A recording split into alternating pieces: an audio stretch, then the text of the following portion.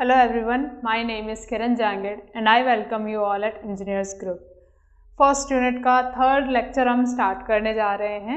In the first to lectures हमने देखा कि सॉइल क्या होती है एंड फॉर्मेशन प्रोसेस क्या होता है सॉइल का। नेक्स्ट लेक्चर में हमने देखा था सेकेंड लेक्चर में कि सॉइल किस किस टाइप की सॉइल होती है। उसमें हमने काफ़ी टाइप के सॉइल देखे, जैसे कि एल्यूवियल, एओलिन, ठीक है, मरीन सॉइल हमने देखी, बेंटोनाइट हमने देखी, ठीक है।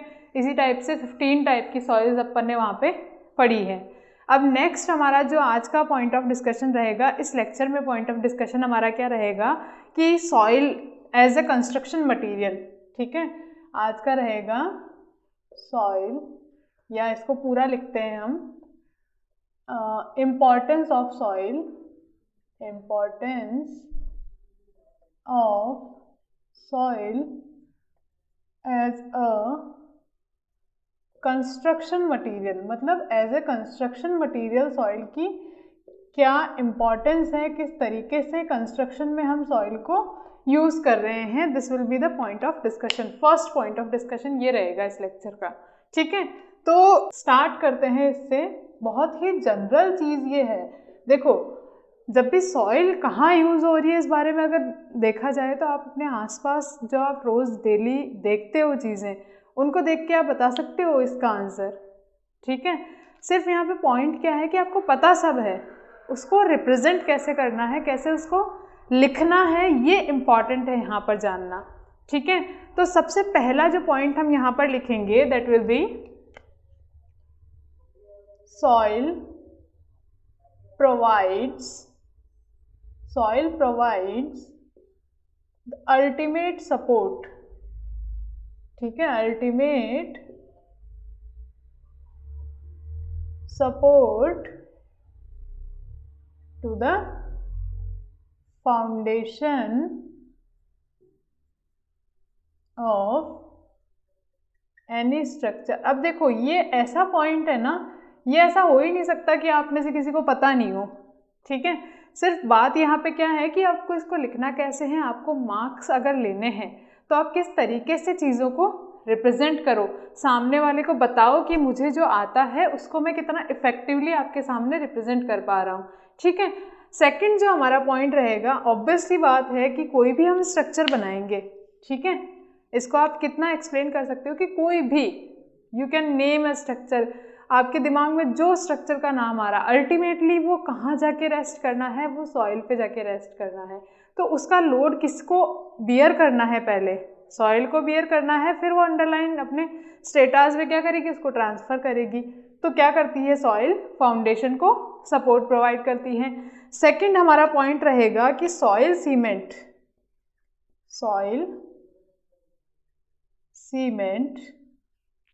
Can be used as a sub grade material.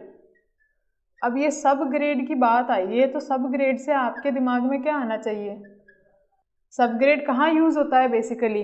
सब ग्रेड टर्म हम लोग कहाँ डिफाइन करते हैं, जब भी हाईवे कंस्ट्रक्शन की बात होती है या रोडवे कंस्ट्रक्शन की बात होती है तो कुछ इस तरीके से रोडवे कंस्ट्रक्शन होता है। तो जहाँ जैसे हमें यहाँ रोड बनाना है, ठीक है, ये हमारा सेक्शन है, तो सबसे पहले जो होगा ना यहाँ पर वो होगा सब ग्रेड, फिर आएगा सब बेस, ठीक है, फिर आएगा बेस और फिर आएगा टॉप लेयर, जिसको मटेरियल बोलते हैं हम लोग। यहाँ सीसी हो सकता है, सीमेंट कंक्रीट, या फिर बीटी हो सकता है, बिटुमेन कोर्स, ठीक है। तो ये जो सबग्रेड है, एज अ सबग्रेड हम किसको यूज़ कर सकते हैं, सॉइल सीमेंट को। थर्ड पॉइंट ऑफ हमारा जो रहेगा, क्या लिख सकते हैं हम थर्ड पॉइंट, कि इन द कंस्ट्रक्शन ऑफ, अगर हमें बनाना है, क्या बनाना है, अर्दन डैम हमें बनाना है, ठीक है, वाटर रिटेनिंग स्ट्रक्चर हो गया ना अर्दन डैम हमारा। In the construction of earthen dams soil is used as pervious मतलब जो परमिएबल मीडियम है, और इम्परवियस मीडियम, ठीक है, बेस्ड ऑन इट्स यूटिलिटी, ठीक है। इसको हम अभी आगे जो टॉपिक पढ़ेंगे, इसके बाद का जो पॉइंट ऑफ डिस्कशन रहेगा उसमें आपका ये और क्लियर हो जाएगा कि जो अर्दन डैम होता है वो बेसिकली 2 टाइप की सॉइल से बना होता है।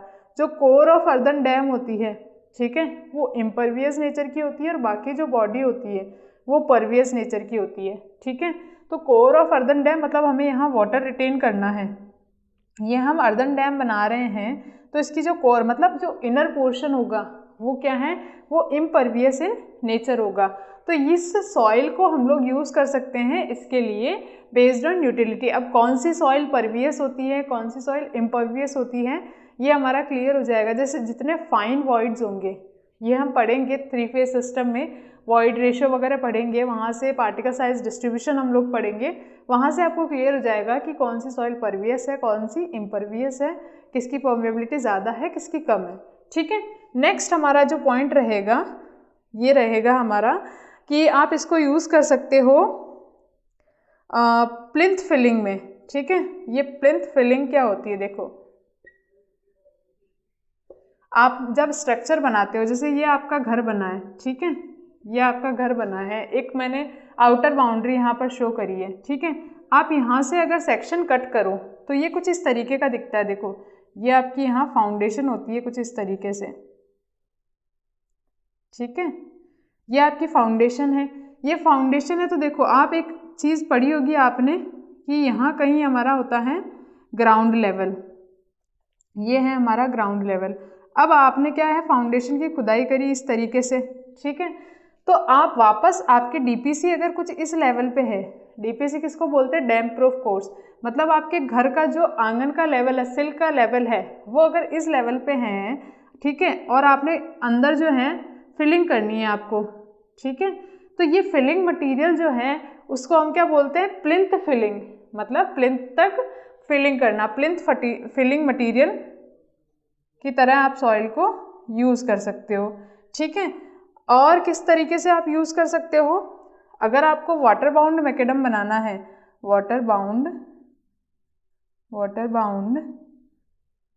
मैकेडम,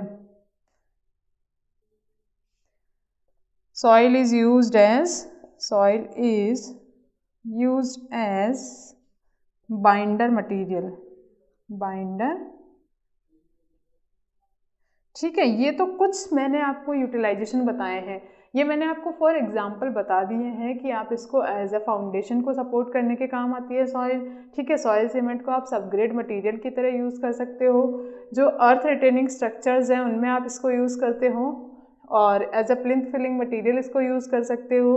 और वाटर बाउंड मैकेडम अगर बनाते हैं, वाटर बाउंड मैकेडम क्या होता है, जो आपने देखा होगा कि रोड बनता है तो रोड को बहुत गीला गीला करके छोड़ देते हैं, ठीक है, तो उसको हम एक टाइप ऑफ कंस्ट्रक्शन होता है, मेथड ऑफ कंस्ट्रक्शन होता है रोड कंस्ट्रक्शन में वाटर बाउंड मैकेडम।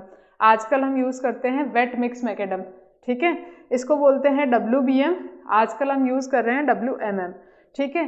तो ये वाली चीज़ें हैं, ये एक भी चीज़ ऐसी नहीं है जो आपने सुनी ना हो या देखी ना हो, ठीक है, कहीं ना कहीं हम ये सारी चीज़ें अपनी डेली लाइफ में ऑब्जर्व करते हैं। यहाँ पे पॉइंट सिर्फ ये था कि आप इसको किस तरीके से लिखेंगे टू स्कोर गुड मार्क्स, ठीक है। अब नेक्स्ट हमारा जो पॉइंट ऑफ डिस्कशन रहेगा यहाँ पर वो ये रहेगा कि जियो टेक्निकल इंजीनियरिंग किस तरीके से हमारे लिए उपयोगी है। एज अ सिविल इंजीनियर आप इसको बोल सकते हो, सिविल इंजीनियरिंग में जियो टेक्निकल इंजीनियरिंग किस तरीके से हमारे लिए इम्पॉर्टेंट है, ठीक है। नेक्स्ट पॉइंट ऑफ डिस्कशन हमारा है application of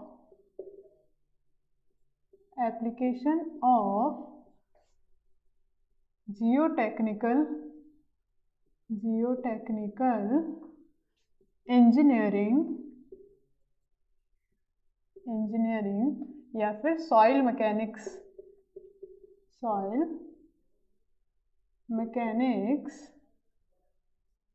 and civil engineering में इसके क्या एप्लीकेशन है उस बारे में हम बात करेंगे, ठीक है। तो ब्रॉडली अपन अगर इसको लिखना चाहें, इसको एक बार लिख लीजिए आप, एप्लीकेशन ऑफ जियोटेक्निकल इंजीनियरिंग या soil mechanics in civil engineering. तो आप जैसे जैसे ये सब्जेक्ट पढ़ेंगे ना वैसे वैसे आपको पता चलता जाएगा कि कहाँ कहाँ इसको हम लोग यूज़ कर रहे हैं। ठीक है, तो जियो टेक्निकल इंजीनियरिंग का सबसे बेसिक यूटिलाइजेशन जो है वो मैंने फर्स्ट पॉइंट लिखा है। देखो बेसिकली आप इन दोनों को रिलेट करके आंसर लिख सकते हो। पता है कैसे लिखेंगे? देखो फर्स्ट पॉइंट मैंने लिखा, तो यहाँ फर्स्ट पॉइंट में क्या लिखूंगी, इसका यूटिलाइजेशन कहाँ होता है? फाउंडेशन डिज़ाइन में। जियो टेक्निकल इंजीनियरिंग का यूज़ कहाँ होता है? फाउंडेशन डिज़ाइन में। और फाउंडेशन डिज़ाइन किसका पार्ट है? फाउंडेशन डिज़ाइन पार्ट है सिविल इंजीनियरिंग का। ठीक है, सेकंड इसका यूटिलाइजेशन होता है, पहले मैं सिर्फ पॉइंट लिख रही हूँ, आपको एग्जाम में इसी तरीके से लिख कर आना है। डिस्क्रिप्टिव पेपर है, आपको तो लिखना है, वहाँ पर सब कुछ आपको बताना है।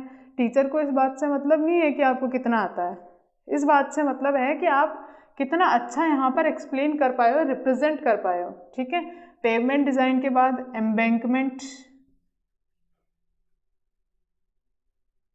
Embankment design.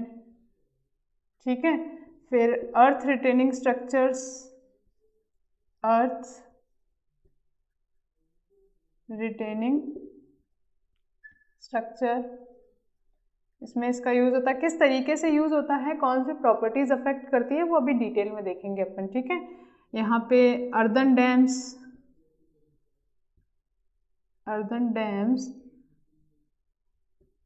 डिज़ाइन, ये सारे डिज़ाइन में काम आएंगे। ठीक है, सिक्स्थ है हमारा underground structure design.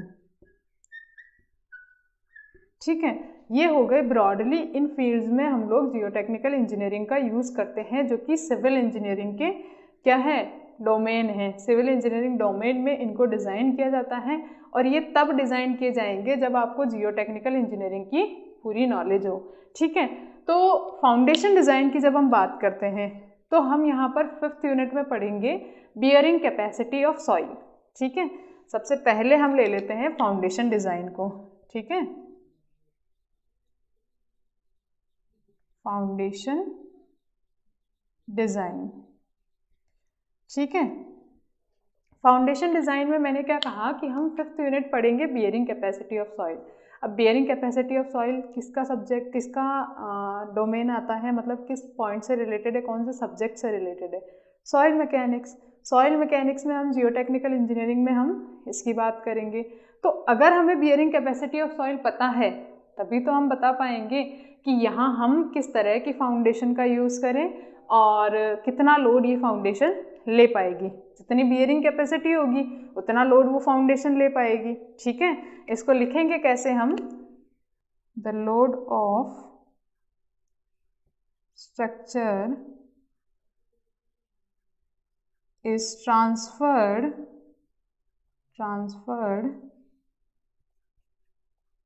to the soil through foundation. Foundation क्या है? मीडिएटर का काम करता है स्ट्रक्चर एंड सॉइल के बीच में। पहले लोड ऑफ स्ट्रक्चर कहाँ जाएगा? फाउंडेशन पर जाएगा, फिर फाउंडेशन उसको कहाँ ट्रांसफर करेगा? अंडरलाइन सॉइल पे ट्रांसफर करेगा। ठीक है, the load that can be resisted by the soil depends upon, कितना लोड रजिस्ट करेगी सॉइल, वो किस पे डिपेंड करेगा? Depends upon the bearing capacity of soil. ठीक है, और geotechnical engineering helps in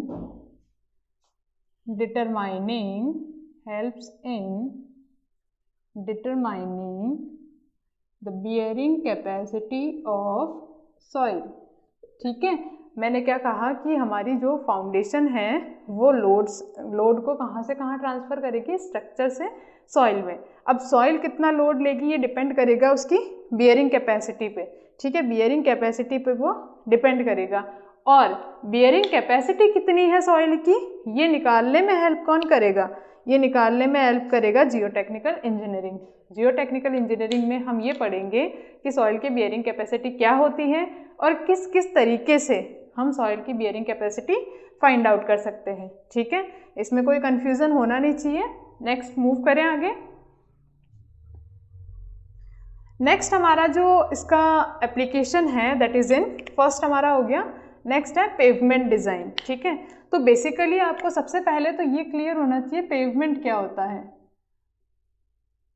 pavement design, ठीक है, जो भी अपने रोड्स होते हैं, ठीक है, आइदर वो विलेज रोड हो, वो डिस्ट्रिक्ट रोड हो, मेजर डिस्ट्रिक्ट रोड हो, या फिर नेशनल हाईवेज हो, सारे क्या है, पेवमेंट है। पेवमेंट फिर फ्लेक्सिबल हो सकते हैं, रिजिड हो सकते हैं।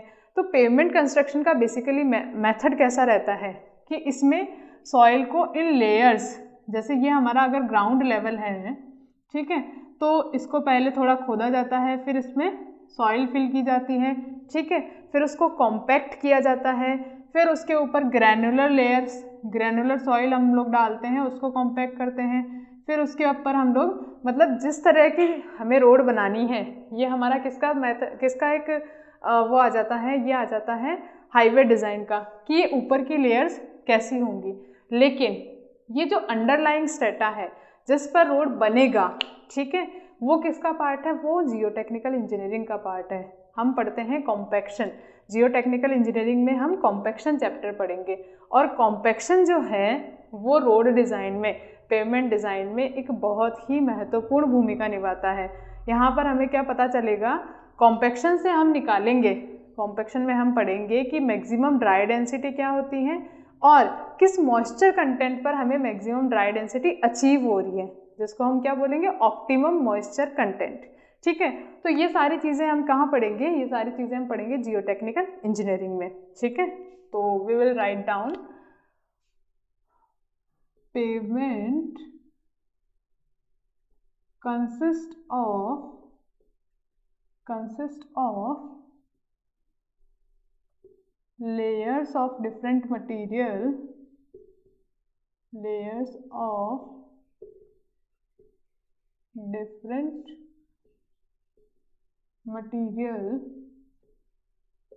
placed in compacted form,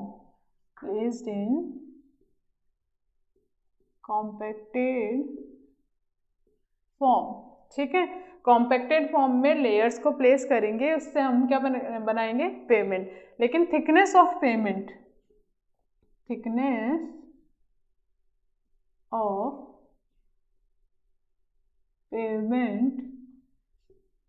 is determined by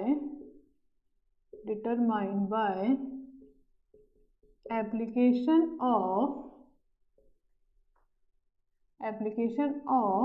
geotechnical engineering. Geotechnical engineering में ही हम क्या पढ़ेंगे, कॉम्पैक्शन पढ़ेंगे। कॉम्पैक्शन में हम पढ़ेंगे कि कितनी इसमें चाहिए, सीबीआर टेस्ट हम पढ़ेंगे। इसमें सीबीआर टेस्ट बेसिकली यूज़ होता है पेवमेंट थिकनेस निकालने के लिए। ठीक है, तो ये किसका पार्ट है, जियोटेक्निकल इंजीनियरिंग का। तो इस तरीके से जियोटेक्निकल इंजीनियरिंग हेल्प कर रही है पेवमेंट डिज़ाइन में। नेक्स्ट हम बात करेंगे, थर्ड हमारा जो एप्लीकेशन है, एम्बैंकमेंट डिज़ाइन। थर्ड है हमारा एम्बैंकमेंट डिज़ाइन। अब सबसे पहले तो आपको ये क्लियर होना चाहिए कि एम्बैंकमेंट क्या होता है। आपने देखा होगा कि जो रेलवे लाइन है, रेलवे ट्रैक जो है, वो हमेशा थोड़ी सी ऊंचाई पे बना हुआ होता है, या आप नेशनल हाईवेज को देख लो, थोड़े से एलिवेटेड होते हैं। तो इस तरीके का सेक्शन इनका रहता है। ठीक है, इस तरीके का सेक्शन रहता है कि ये जनरल ग्राउंड लेवल है, यहाँ पर रेलवे ट्रैक है, या फिर यहाँ पर हाईवे है या रोडवे है। तो इस तरीके से एम्बैंकमेंट जो है, इसको हम क्या बोलते हैं, इसको हम बोलते हैं एम्बैंकमेंट। ठीक है, अब इसको डिज़ाइन करने की क्या ज़रूरत पड़ रही है, तो हमें कैसे पता चलेगा कि कितना एंगल ये रखे, स्लोप एंगल, कि ये सेफ रहे। तो ये हम कहाँ पढ़ेंगे, ये हम पढ़ेंगे स्टेबिलिटी ऑफ स्लोप में। ठीक है, तो स्टेबिलिटी ऑफ स्लोप हम कहाँ पढ़ रहे हैं, जियोटेक्निकल इंजीनियरिंग में। ठीक है, तो हमें यहाँ से क्या पता चलेगा कि हम यूज़ कर रहे हैं जियोटेक्निकल इंजीनियरिंग को एम्बैंकमेंट डिज़ाइन के लिए। ठीक है, कैसे लिखेंगे इसको? Write down, railway tracks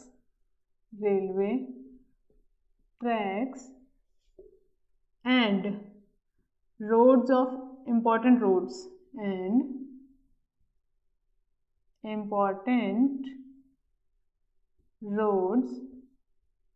are constructed on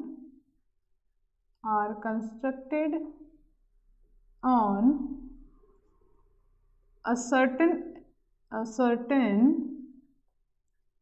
elevation, ठीक है, by providing safe embankments,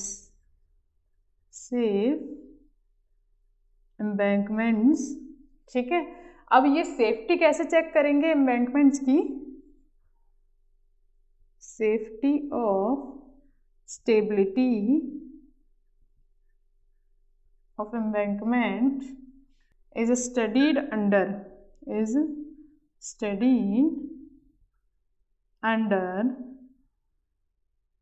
slope stability, which is a part of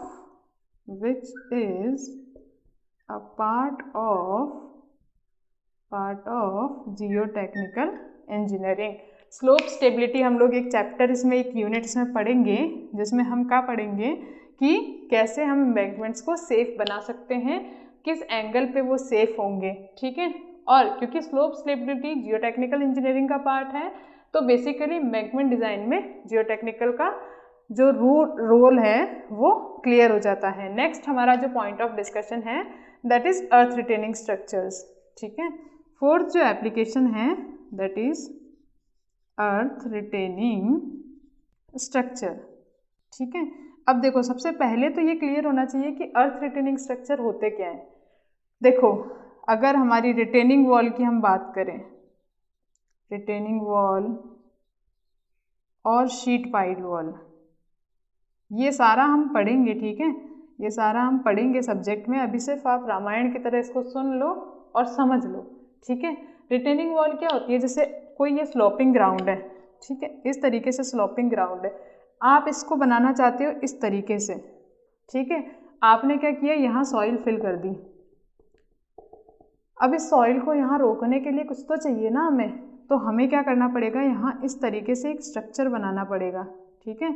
अब क्या कर सकते हो, आप यहाँ सॉइल फिल करोगे तो उसकी स्टेबिलिटी बनी रहेगी। अदरवाइज क्या हुआ, आपने यहाँ सॉइल फिल करी, ये इस तरीके से स्लिप हो गई, ठीक है। तो ये हमें यहाँ पर क्या स्टडी करना पड़ेगा, यहाँ पर हमें स्टडी करना पड़ेगा शेयर स्ट्रेंथ ऑफ सॉइल, ठीक है। शेयर स्ट्रेंथ ऑफ सॉइल यहाँ स्टडी करना पड़ेगा। यहाँ ये सॉइल जो है, ठीक है, ये बैकफिल बोलते हैं इसको, जो अपन इसके पीछे फिल करते हैं ना, इसके पीछे रिटेनिंग स्ट्रक्चर के, ये हो गया हमारा रिटेनिंग स्ट्रक्चर। और यहाँ जो हमने सॉइल फिल करी है, ये वाला पार्ट, उसको हम बोलते हैं बैकफिल, ठीक है।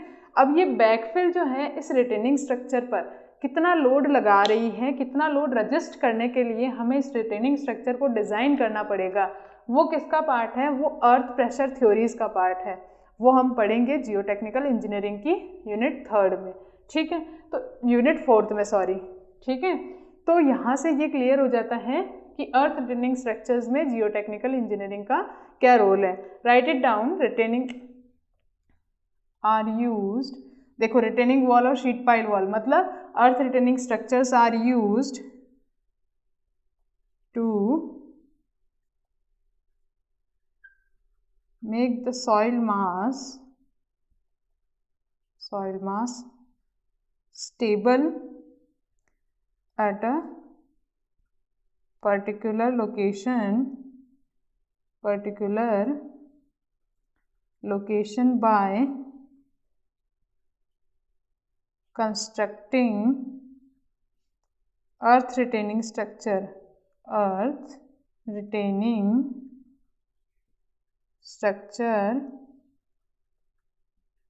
and to design earth retaining structure,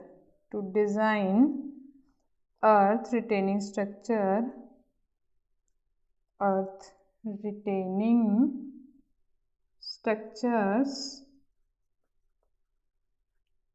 knowledge of earth pressure theories, knowledge of earth pressure theory is important,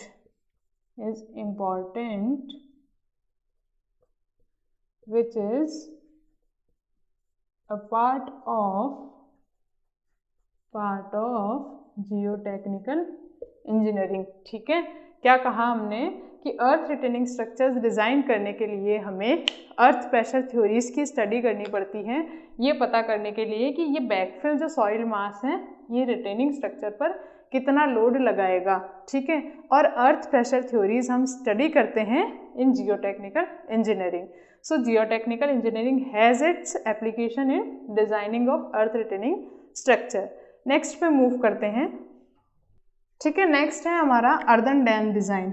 earthen dam design मतलब हम लोग, आपने देखा होगा मिट्टी की पाल बनाते हैं, कई छोटे छोटे जो तालाब होते हैं वो मिट्टी की जो पाल होती है उसी को हम क्या बोलते हैं, अर्दन डैम बोलते हैं।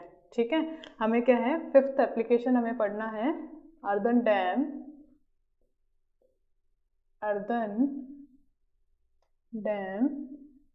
Design.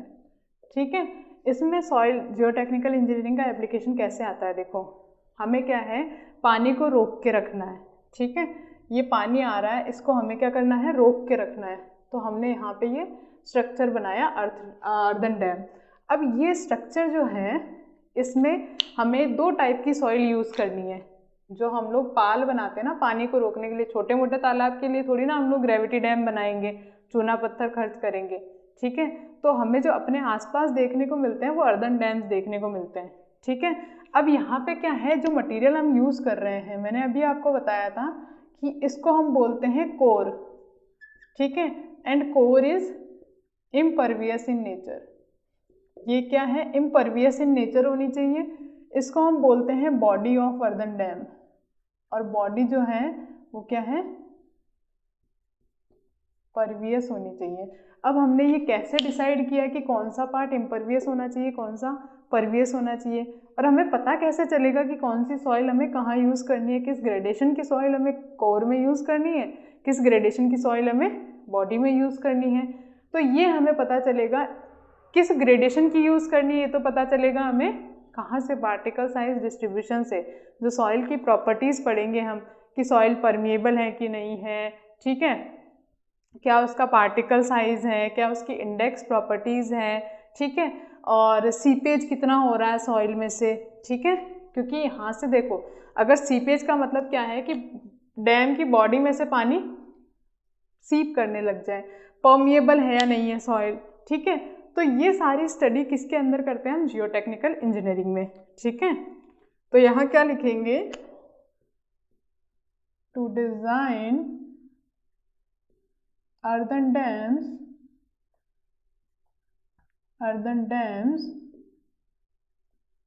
knowledge of seepage discharge. कितना सीपेज डिस्चार्ज होगा, seepage discharge and flow net and properties of soil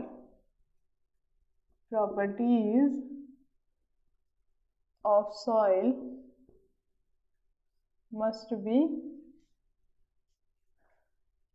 soil is must, properties of soil is must। ठीक है, तो ये चीज़ें हम कहाँ पढ़ेंगे, ये चीज़ें हम पढ़ेंगे permeability and seepage analysis of soil. these are studied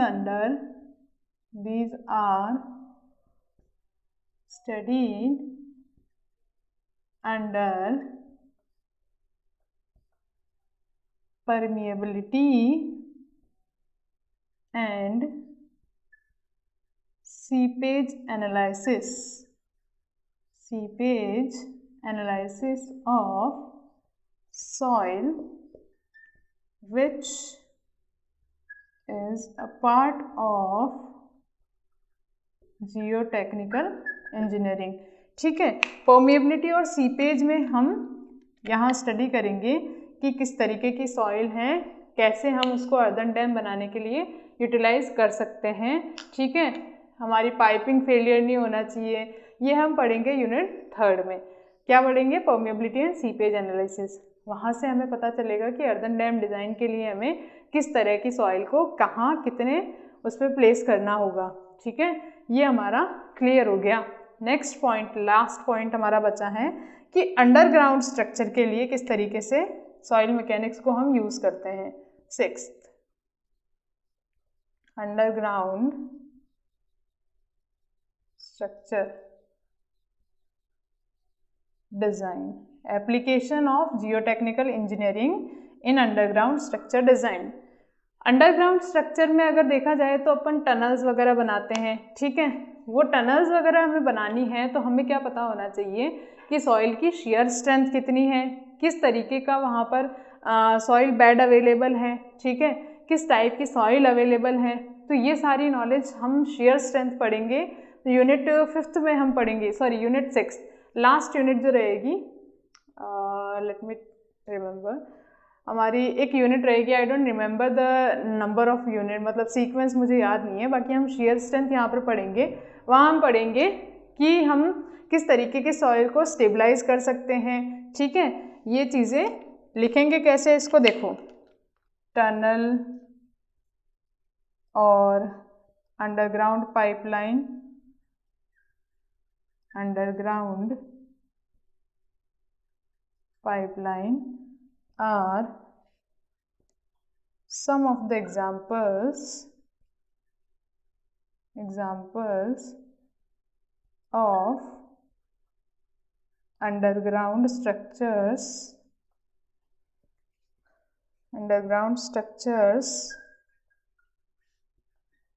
which needs the knowledge of geotechnical engineering, since to design these structures shear strength of soil and geological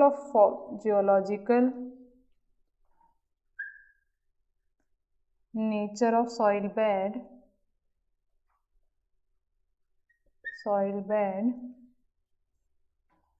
is essential which is studied under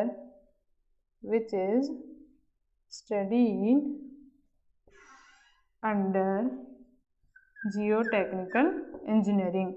Hence, knowledge of geotechnical engineering is essential to design all these structure. इस तरीके से हम explain कर सकते हैं इसको कि किस तरीके से जियोटेक्निकल इंजीनियरिंग या सॉइल मैकेनिक्स इन टाइप के स्ट्रक्चर डिज़ाइन में, इन टाइप से सिविल इंजीनियरिंग स्ट्रक्चर डिज़ाइन में असेंशियल है, एप्लीकेशन है उसका बहुत ही इम्पॉर्टेंट।